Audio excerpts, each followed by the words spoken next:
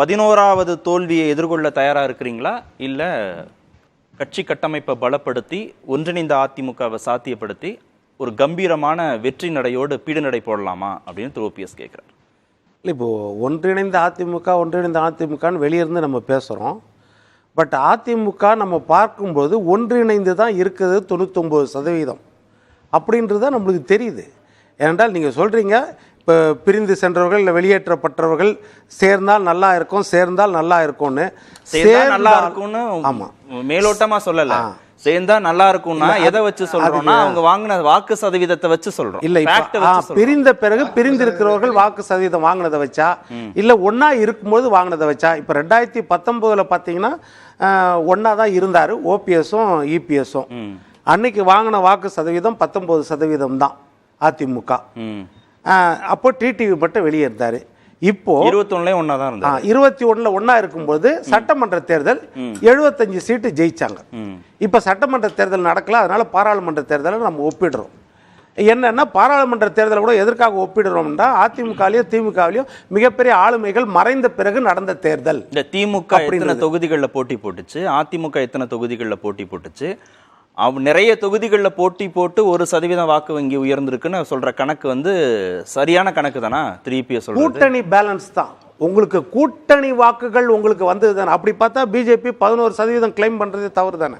அப்படி பார்த்தா அவங்க 23 இடத்துல இருந்துக்கிறாங்க. சரி, அப்ப சொல்ற இந்த கணக்கு சரினா அதிமுகல இருந்து பிரிஞ்சு போனவங்க பெற்ற வாக்குகள்லாம் இருக்குல்ல, அதெல்லாம் கூட்டினா அது ஒரு கணக்கு சரி. அதை தான் கூட்டணும். அது யார் கூட்டுறது? இப்ப பாத்தீங்கன்னா ஓபிஎஸ் வாங்கியிருக்காரு 0.7%.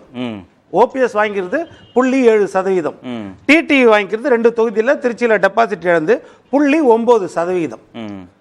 1% கூட 2 பேர் தனியா இல்ல. 1.6% 2 பேரையும் கூட்டினா 2 பேரும் கூட்டினா 1.6%. இதை நீங்க கூட சேர்க்கணும் அப்படின்னு சொல்றீங்க. அதுதான் கணக்கு. இதே வந்து நம்ம ஓபிஎஸ் கிட்ட கேட்கறாங்க, மற்ற தொகுதிகளில் 38 தொகுதிகள்லையும் அண்ணாமலைக்கு வந்த 11% உங்க ஓட்டு இருக்குது இல்லைன்னு கேட்கும்போது அவர் என்ன பதில் சொல்றாருன்னா, இல்ல அண்ணாமலையோட உழைப்பு, அண்ணாமலை செய்த பிரச்சாரம், அதனால அவங்க வாக்கு ஏறி இருக்கிறது ஒழிய இதனால கிடையாது அவரே சொல்றாரு. அப்ப நீங்க பாருங்க, அப்ப எந்த அளவுக்கு அவர் பேசுறாரு. அப்ப என்னன்னா, நீங்க பிரிந்திருக்கும் போது அந்த சந்தர்ப்பத்தை பயன்படுத்தி உங்களுடைய வாக்கு சதவீதத்தை உயர்த்தி காட்ட வேண்டும். ஈரோடு கிழக்கில் வேண்டான்னு சொல்றார் ஓபிஎஸ். அதுதான் ஒரு தலைவர் வந்து சந்தர்ப்பம் கிடைக்கும்போது தன்னை ப்ரூவ் பண்ணணும். அதுதான் ப்ரூவன் மெஜாரிட்டியை காட்டணும். ஈரோடு கிழக்கில் சொன்னாரு இது இடைத்தேர்தல், ஒரு பக்கம் அவர் வேண்டான்னாரு. இரண்டாவது என்ன சொன்னார்னா, பிஜேபி நின்றால் நான் வாபஸ் வாங்கிக்குவேன்னாரு. அதுவும் பிஜேபி நிக்கல. அப்போ அண்ணாமலை எல்லாரும் ஒன்னா சேர்ந்து என்ன முடிவு எடுத்தாங்கன்னா, ஈரோடு கிழக்கில் ரெட்டலையே ஜெயிக்கிட்டோம், அந்த ரெட்டலைக்காக நாங்க விட்டு கொடுக்கிறோம். இல்ல சார், பாஜக எடுத்த முயற்சி வந்து ஈரோடு கிழக்குல ஒரு அட்டம்ப்ட்னா இப்போ ஒரு அட்டம்ப்ட், அவ்வளவுதான். இது 11வது தோல்வியா போயிடக்கூடாது விக்கிரவாண்டி இடைத்தேர்தல்னு சொல்றாரு. நீங்க ஒரு முறை முயற்சி எடுக்கலாம், 2 முறை முயற்சி எடுக்கலாம். இல்ல, நம்ம இப்ப கலை சொன்னதா சொல்றோம். அந்த 11 தோல்வியில 9 தோல்விக்கு ஓபிஎஸ் கூட இருந்திருக்காரு. ஓபிஎஸ் கூட இருக்கும்போது தான் 19%. இப்ப ஓபிஎஸ் கூட இல்லாததால 20.46%, 1.07% கூடி இருக்கிறது. அப்ப அது இந்த கணக்குல என்ன சொல்வீங்க? ஓபிஎஸ் இருந்தும் தோல்வின்னு நீங்க ஒரு கணக்க சொன்னீங்கன்னா, இப்ப 3 லட்சம் வாக்குகள் ஓபிஎஸ் தனிச்சு போட்டியிட்டு அதுவும் சின்னம் இல்லாம பலாப்பழத்துல நின்று வாங்கியிருக்காருல, அது வந்து அவருடைய ஆளுமையை வந்து நிரூபிக்கிறதா இருந்துராது. அந்த இல்ல, இப்ப துரை வைகோவும் தீப்பெட்டி சின்னத்துல நின்று தானே வாங்கியிருக்காரு, ஜெயிச்சிருக்காரு. அதே மாதிரி 2 தொகுதியில பானை சின்னத்துல நின்று ரவிக்குமார் போன தடவை உதயசூரியன் சின்னத்தில் இருந்தார். இந்த இடம் அவங்களுக்கு சுயேட்சை சின்னம் தான், அது இனிமேல் தான் அங்கீகாரம். பானை சின்னத்துல நின்று தானே 2 பேரும் அந்த இடத்துல.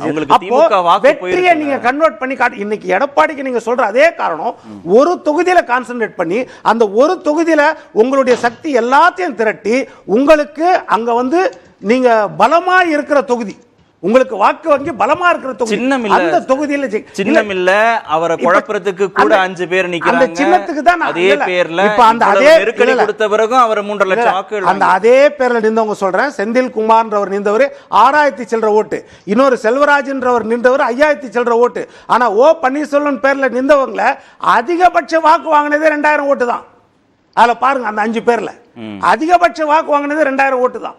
அதனால 1000 600 இந்த ஓட்டு தான். இது எல்லா இடத்துலயும் நிற்கும். இந்த சுயேட்சையில அந்த பேர்ல இருக்கிறவங்க எல்லா இடத்துலயும் ராயபுரத்துல மனோகர் நிப்பாரு, அங்கேயே 5-6 மனோகர் நின்றாங்க.